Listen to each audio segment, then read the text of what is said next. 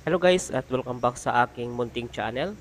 Sa araw na to ay i-update ko po kayo ulit sa aking pong gagawin na pang 17 araw. So yung papakita ko po sa inyo ay tapa lang po nitong aking mga abang dito sa kitchen.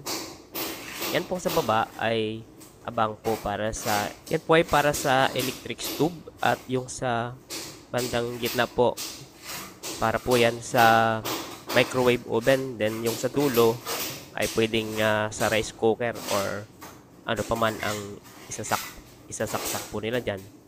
Yan po ay mga tinatawag nating SPO na mga outlet or special purpose outlet. Ang mga sinasaksak po dyan ay yung mga matataas po ang mga wattage. At kalimitan po sa mga ganyang saksakan ay mayroon pong grounding o ang outlet po dyan ay tinatawag na 3-prong. Tatlo po yan ang butas, mayroon pong para sa grounding. Yung sa taas naman po banda, yun po yung para sa range hood. Yung trabaho po ng range hood, siya po yung tagahigop ng usok. Tagahigop po ng usok ng niluluto po sa kitchen at itatapon po niya palabas ng bahay. So itong abang po natin dito ay tatlong circuito o tatlong circuit breaker ang pagtatapan niya. Hiwalay po yung sa microwave oven, hiwalay po yung para sa electric stove. Yung electric stove po, kasama po niya yung range hood. At yung sa dulo, kasama po niya. At itong dalawa dito banda sa kaliwa, itong isa po dito banda sa kaliwa ay meron pa pong isa pang box, utility box, lalagyan pa po yan. Hiwalay din po yan, para sa oven din po yan. So ito yung ginawa natin yung paraan na layout dahil sinolusyonan ko lang po yung nagkaroon ng baradong abang noong dati pa po na ginawa pa po ng electrician. At nung pinakita ko nga po sa inyo ay nagkaroon po yan ng buo-buong mga simento.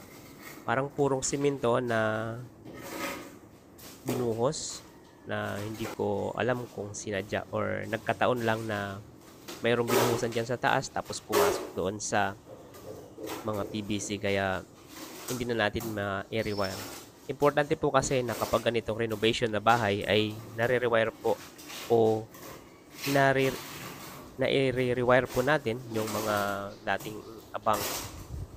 Kailangan pong palitan lahat ng lumang wire. At dahil ganun nga ang nangyari, nagkaroon ng bara, ang solusyon natin, dumaan tayo ng kisame papunta sa panel board. So itong mga ganitong pagkakataon sa trabaho po namin ay pinag-iisipan po namin yan kung saan namin pwedeng hanapan ng solusyon yung mga ganun na nagkaroon ng bara.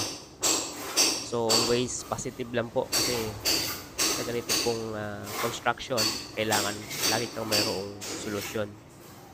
Parang ang Panginoon, kung mayroon po tayong problema, huwag po natin kalimutan na sa lahat po ng problema po natin, ginagawan po niya ng paraan yan. At eto, sa buhay po natin, ganun din po. Sa trabaho po natin, ganyan din po. Laging pong mayroong paraan po yan. At sa pagtatapal po ng simento sa wall, ito po ay pag-aaralan din po yan. Dahil ako nga po ay matagal na rin sa electrical, ay natutunan ko na rin po yung maghagis ng simento sa wall. Magtapal po ng mga PVC palagi ay ginagawa ko po yan. At sa una mahirap po yan gawin kasi nga nagpa-practice ka pa lang. Nung ako po ay nagpa-practice pa lang, hindi ko pa naihagis yung simento doon sa wall, wala nang laman yung aking kutsara kasi nga nahuhulog siya, dumudulas. May technique po yan para hindi matapon. yung semento. Kapag ihahagis na po natin sa wall ay sigurado na didikit siya. So, practice lang yung kailangan. Lahat po yan ay natututunan dahil sa ginagawa nating pag-aaral sa trabaho. Lalo na kapag seryoso po tayo sa ating trabaho, lahat po yan ay natututunan. So, sa lahat po ng mga napapadaan sa aking munting channel, nawa po ay makatulong po ito pong aking pong video. At maaari pong paki-like at paki-subscribe na rin po ng aking pong channel. At malaking bagay po yan sa aking pong paggagawa ng content sa aking pong trabaho. Maraming salamat po. At nawa po ay patuloy niyo pong suportahan ito pong aking mga ina-upload na video sa YouTube. Meron din po ako sa Facebook, mga short video lang po. Maraming salamat po at mag-ingat po tayo. God bless po sa lahat. Mapa-follower ko man o hindi, ay maraming salamat po sa inyo.